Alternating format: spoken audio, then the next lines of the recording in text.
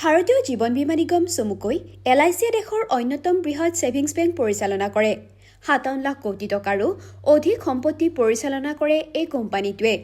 এনে অৱস্থাত LICক কেৱল এক বীমা কোম্পানী বুলি ক'লে ভুল কৰা হ'ব। ভাৰতীয় শ্বেয়াৰ বজাৰতো দীৰ্ঘম্যাদী বিনিয়োগকাৰীৰ ভিতৰত অন্যতম LIC। বীমা আৰু বিত্তীয় দুয়োটা খণ্ডতে কোম্পানীটোৰ প্ৰভাৱ গুৰুত্বপূৰ্ণ। যদিও শ্বেয়াৰ বজাৰত তালিকাভুক্ত হোৱাৰ পাছত সংস্থাটোৰ শ্বেয়াৰে বিনিয়োগকাৰীক আশানুৰূপ ৰিটাৰ্ণ দিব পৰা নাই, তথাপিও কোটি কোটি পলিচি ধাৰকৰ বাবে LIC আজিও নিৰাপদ সঞ্চয়ৰ এক অনন্য প্ৰতীক। যিসকল লোকে LICত এণ্ডাউনমেণ্ট পলিচি ক্ৰয় কৰে, তেওঁলোকৰ বাবে দ্ৰুত লাভতকৈ সুৰক্ষা আৰু সুস্থিৰ সঞ্চয় অধিক গুৰুত্বপূৰ্ণ। অৰ্থাৎ দ্ৰুত মুনাফাতকৈ নিৰাপত্তা আৰু স্থিৰতাক গুৰুত্ব দিয়া গ্ৰাহকসকলৰ বাবে LIC এতিয়াও প্ৰথম পছন্দ। এসময়ত LICৰ শ্বেয়াৰৰ দাম 1000 টকাৰ ওচৰ চাপিছিল।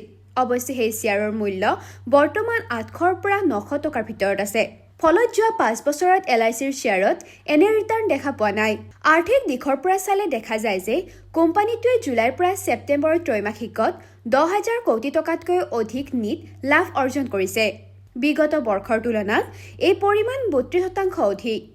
একেদৰে প্ৰিমিয়ামৰ পৰা হোৱা উপাৰ্জনো বৃদ্ধি পাই 1.26 লাখ কোটি টকা হৈছেগৈ। LICয়ে বিনিয়োগৰ ক্ষেত্ৰত সদায় এক সুৰক্ষিত আৰু কঠোৰ নীতি মানি চলে। ইয়াৰ মুঠ পুঁজিৰ অন্তত 50% চৰকাৰী ছিকিউৰিটিত বিনিয়োগ কৰা হয়। আনহাতে বাকী অংশ শ্বেয়াৰ, বণ্ড তথা আন্তঃগাঁথনিমূলক প্ৰকল্পত ব্যৱহাৰ কৰা হয়। সেইবাবে LICৰ জৰিয়তে বিনিয়োগ কৰিলে মিউচুৱেল ফাণ্ডৰ দৰে ৰিটাৰ্ণ আশা কৰাটো সঠিক নহয়। ই মূলতঃ এক নিৰাপদ আৰু ভৰসাযোগ্য দীৰ্ঘম্যাদী সঞ্চয় আঁচনি। News desk report, TV9 Assam.